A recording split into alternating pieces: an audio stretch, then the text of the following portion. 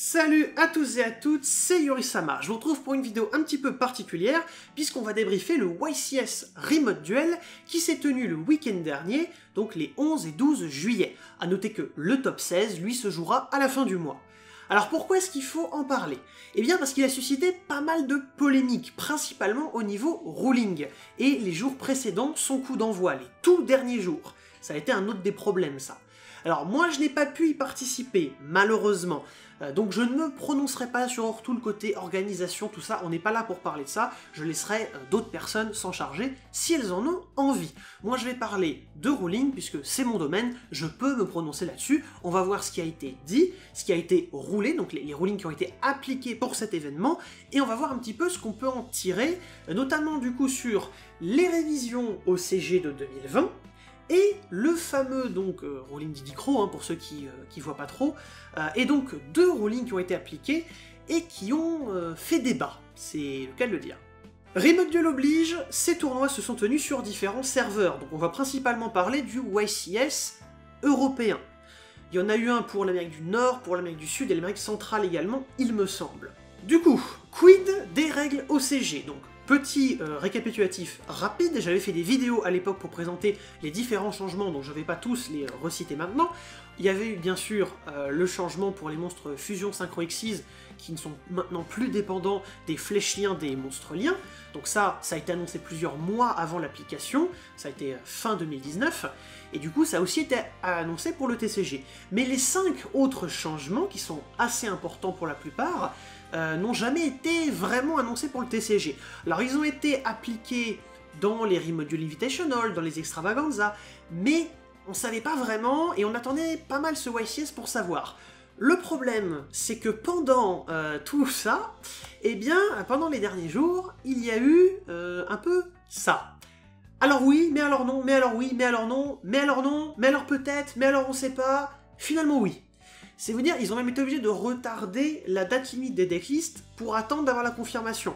Donc a priori la confirmation de quelqu'un qui vient de Konami. Et on reviendra un petit peu plus tard, ça concerne aussi les deux rulings qui ont fait débat.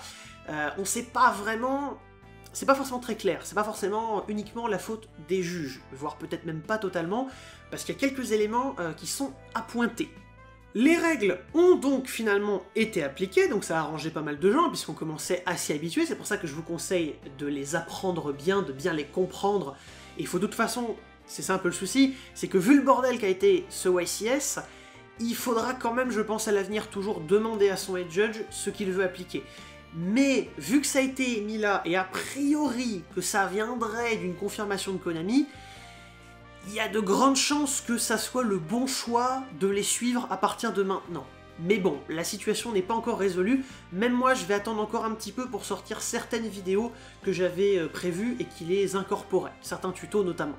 Bref, passons aux rulings qui font débat. Alors en fait, au début de l'événement, les juges ont donné toute une liste de différentes interactions, et ils expliquaient comment ça allait être roulé. Bon, certains, c'était des choix, comme par exemple avec Révolte Très Brigade. Si vous avez vu ma vidéo, vous savez qu'il y a quelques débats. D'ailleurs, ils ont appliqué la même chose que ce pourquoi je m'étais prononcé favorable dans ma vidéo, mais ça reste toujours un truc où il faut plutôt demander à son head judge, c'est pas aussi clair. Et également, du coup, ils ont appliqué pas mal de rulings qui sont tout à fait corrects, et il y en a deux qui ont fait un peu débat. Alors tout d'abord, il y a avec Komika, hôtesse de l'incroyable, le ruling qu'on nous a donné, c'était son effet rapide ne peut pas transférer un piège attraction équipé vers un monstre inciblable, en l'occurrence c'était Dragoon. Le problème, c'est que vous lisez bien Komika, elle ne cible pas le monstre, elle cible juste le piège et le transfère à un autre monstre. Et on a même un ruling sur cet archétype qui nous dit que c'est possible de faire ça à un monstre qui n'est pas ciblable par des effets de cartes. Mais ensuite, il y a eu donc un ruling plus important qui concernait Rei, Zik et Gozen, donc combat en présence de l'empereur. Il a été dit que sous Gozen, en fait, on pouvait activer l'effet de Rei si on avait Zik dans l'extra deck, l'effet de Rei qui se plaît depuis l'extra deck. Sauf que il est en plusieurs couches celui-là.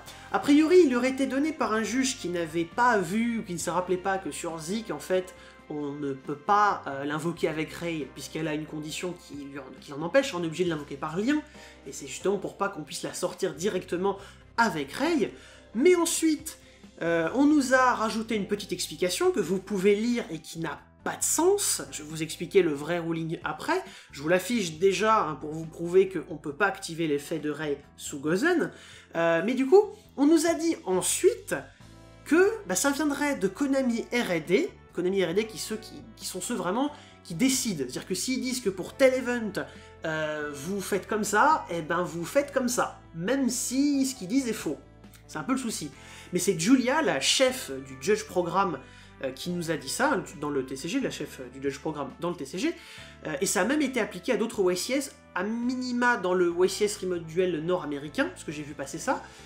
Et donc, oui, le problème c'est que l'explication, elle est fausse. Sous Gozen, on ne peut contrôler qu'un seul attribut. Rei étant ténèbres, on ne peut pas utiliser son effet s'il ne va invoquer que un non-ténèbre, en fait. Avant, s'il ne peut invoquer que ça. Quand bien même, hein, d'ailleurs, du coup, elle se sacrifie avant d'invoquer. Le jeu, il ne voit pas ça. Le seul monstre valide sur le papier, c'est Zik. Le problème, c'est que quand on regarde son texte, on voit qu'on peut pas l'invoquer avec Rei. Rei, elle ignore pas les conditions d'invocation. Donc, ça n'est pas une cible légale. Par conséquent, Rei, on peut pas l'activer sous Gozen. On ne peut pas. J'avais fait une vidéo hein, sur ces pièges-là, si jamais vous voulez avoir plus de détails sur comment ça fonctionne. Il y a aussi un document officiel TCG qui explique comment ça fonctionne. Donc voilà, au moins, sur certains screens, c'est les screens nord-américains, le Remote Duel nord-américain, ça a bien été marqué pour cet event. Donc a priori, ça ne sera pas à appliquer sur d'autres events, mais bon, ce qu'on nous dit, c'est que c'est encore en discussion, alors... En gros, on verra plus tard, hein, on sait pas vraiment. S'ils décident de faire ça, ça voudra juste dire que ils ont changé le ruling et que cette interaction précise est possible, alors qu'évidemment elle n'est pas possible. En gros, ce qui nous explique, c'est un petit peu comme si on pouvait activer l'effet de Rei parce qu'on a un Sky Striker Ace qui est ténèbre, et qu'on regardait qu'à la résolution si en fait on pouvait vraiment légalement l'invoquer.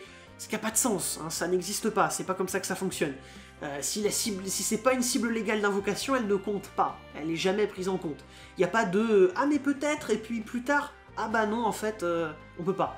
C'est... Pour un cas comme ça, où dès le début on sait que c'est pas possible, ça ne fonctionne pas comme ça. J'espère que c'est un petit peu plus clair. Donc, pour débriefer vite fait, certes, l'erreur est humaine, et ça peut venir d'un juge, et à la limite, voilà, mais si après ça vient carrément de Konami R&D, c'est un petit peu gros, j'espère qu'ils vont invalider ce ruling, ces deux rulings d'ailleurs, pour les prochains YCS, notamment les prochains events, de manière générale.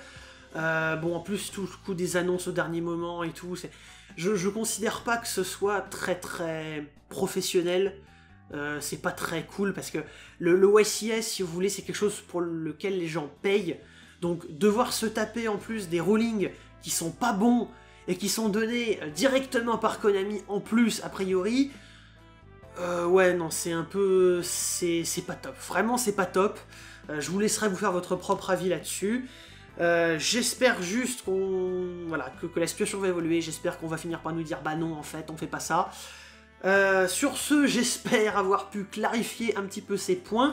Si vous avez été au YCS, du coup, voilà, j'espère qu'au moins comme ça, vous êtes un petit peu plus renseigné sur ce qui s'est vraiment passé, ou ce qui s'est a priori vraiment passé, pour les informations qu'on en a, sur les bons rulings. S'il y a des trucs qu'on vous a dit au niveau ruling et que vous n'êtes pas trop sûr, vous pouvez toujours commenter, je vous expliquerai.